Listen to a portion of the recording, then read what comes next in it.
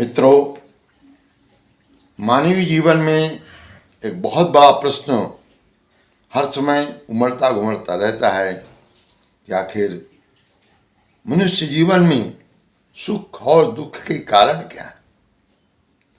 किन कारणों से व्यक्ति दुखी रहता है, उसके जीवन में दुख आते हैं और वे कौन से कारक होते हैं। ये कारण वो सदैव सुख, सौभाग्य, यश, वैभव का भोग करता है।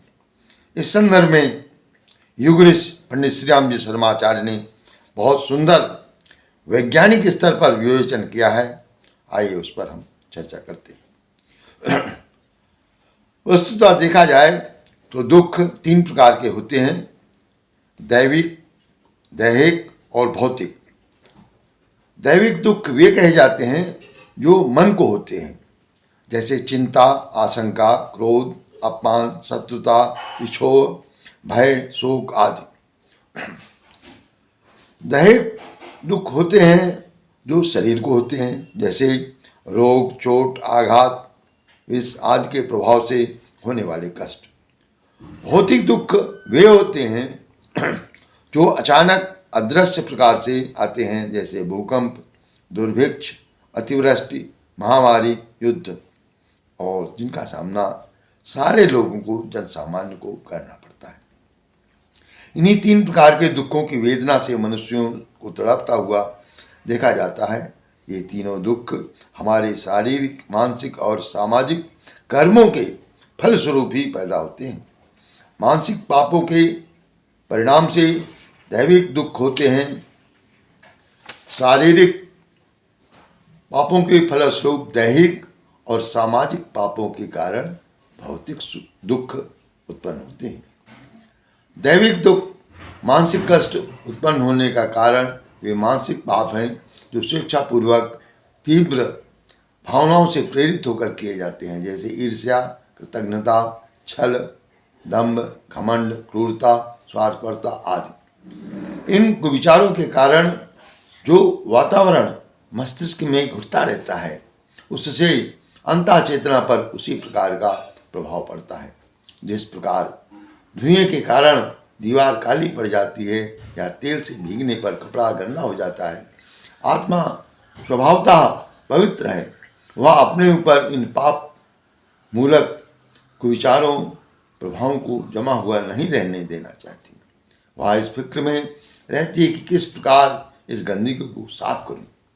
पेट में हानिकारक वस्तुएं जमा हो जाने पर पेट उसे उल्टी, दस्त के द्वारा निकाल करके बाहर करता है। इसी प्रकार तीव्र इच्छा से जानबूझकर किए गए पापों को निकाल बाहर करने के लिए आत्मा व्याकुल हो उठती है। हम उसे जरा भी जान नहीं पाते, किंतु आत्मा भीतर ही भीतर उसके भार को हटाने के लिए अत्यंत व्याकुल हो जाती है। बाहरी मन, स्थूल बुद्धि को उस अदृश्य प्रक्रिया का कुछ भी पता नहीं लगता, पर अंतर्मन चुपके ही चुपके ऐसे अवसर एकत्रित करने में लगा रहता है जिससे वह भार हट जाए। अपमान, असफलता, विक्षोभ, शोक, दुख आदि यदि प्राप्त होते हैं, ऐसे अवसरों को मनुष्य कहीं से एक न एक दिन किसी प्रकार खींच ही लाता है, ताकि उन दुर्भावनाओं का, पाप संस्कारों का इन अप्रिय परिस्थितियों में समाधान हो जाए। शरीर द्वारा किए हुए चोरी, डकैती, व्यभिचार, अपहरण, हिंसा आदि में मन ही प्रमुख है। हत्या करने में हाथ का कोई स्वार्थ नहीं है, वरन मन के आवेश की पूर्ति है। इसलिए इस प्रकार के कार्य जिनके करते समय इंद्रियों को सुख न पहुंचता हो, मानसिक पाप कहलाते हैं। वैसे पापों का फल मानसिक दुख होता है। स्त्री, पुत्र आदि प्रियजनों की मृत्यु, धन, यश, धननाश, लोक निंदा, अपमान, पराजय, असफलता, दरिद्रता आदि मानसिक दुख हैं। उनसे मनुष्य की मानसिक वेदना उमड़ पड़ती है। शोक, संताप उत्पन्न होता है। दुखी होकर रोता भी चिल्लाता है। आंसू बहाता है, सिर धुनता है।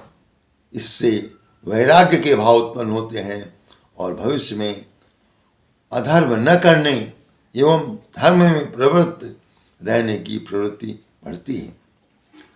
देखा गया है कि मरघट में स्वजनों की चिता रचते हुए ऐसे भाव उत्पन्न होते हैं कि जीवन का सदुपयोग करना चाहिए।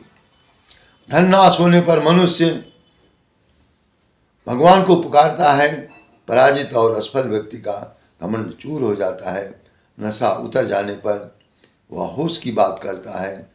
मानसिक दुखों का एकमात्र उद्देश्य मन में जमे हुए ईर्ष्या, कृतज्ञता, स्वार्थपरता, क्रूरता, निर्दयता, छल, दम्भ, घमंड की सफाई करना होता है। दुख इसलिए आते हैं कि आत्मा के ऊपर जमा हुआ प्रारब्ध कर्मों का पाप संस्कार निकल जाए। पीड़ा और वेदना की धारा उन पूर्व कृत्य प्रारब्ध कर्मों के निकृष्ट संस्कारों को धोने के लिए प्रकट होती है। दैविक मानसिक कष्टों का कारण समझ लेने के उपरांत दैहिक शारीरिक कष्टों का कारण समझना चाहिए। जन्मजात अपूर्णता एवं पैतृक रोगों का कारण पूर्व जन्म में उन अंगों का दुरुपयोग करना ही होता है। मरने के बाद सूक्ष्म शरीर रह जाता है। नवीन शरीर की रचना इस सूक्ष्म शरीर द्वारा होती है। इस जन्म में जिस अंग का दुरुपयोग किया जा रहा है वह अंग सूक्ष्म शरीर में अत्यंत निर्धन हो जाता है। जैसे कोई व्यक्ति अति मैथुन करता हो तो सूक्ष्म शरीर का यह अंग निर्बल होने लगेगा। फलस्वरूप संभव है कि वह अगले जन्म में नपुंसक हो जाए।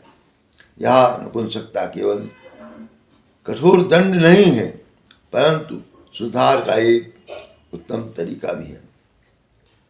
कुछ समय तक उस अंग को विश्राम मिलने से आगे के लिए वह सचेत और सक्षम हो जाएगा।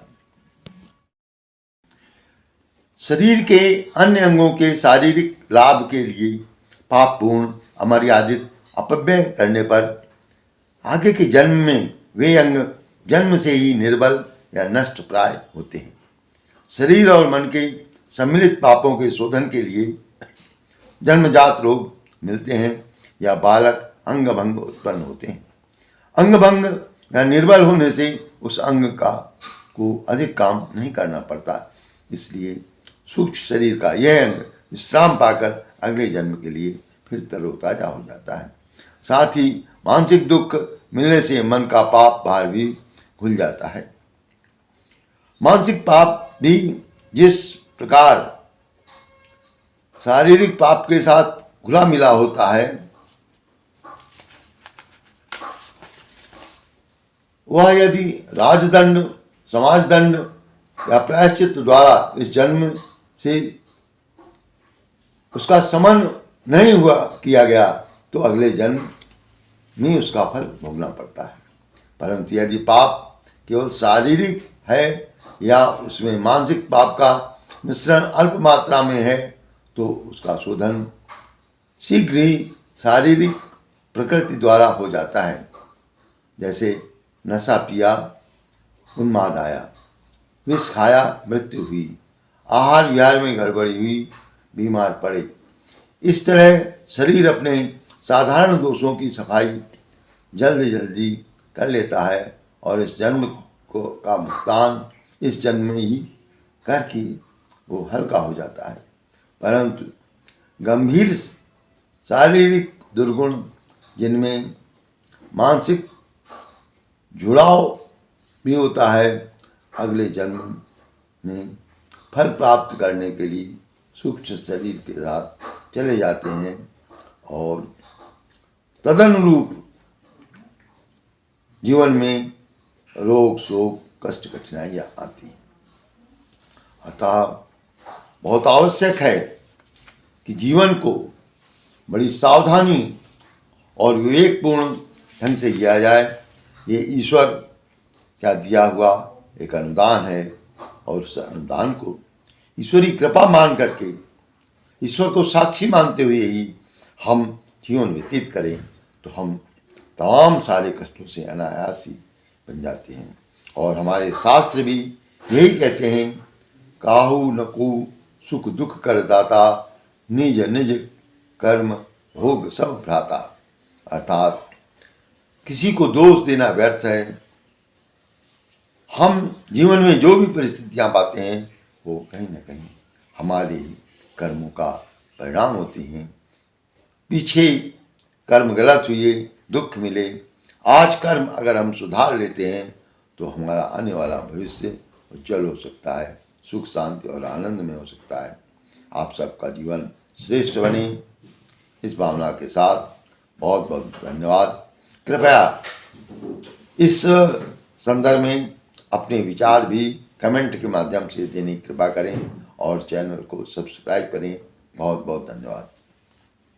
कृपया चैनल को लाइक, सब्सक्राइब और शेयर अवश्य करें। धन्यवाद।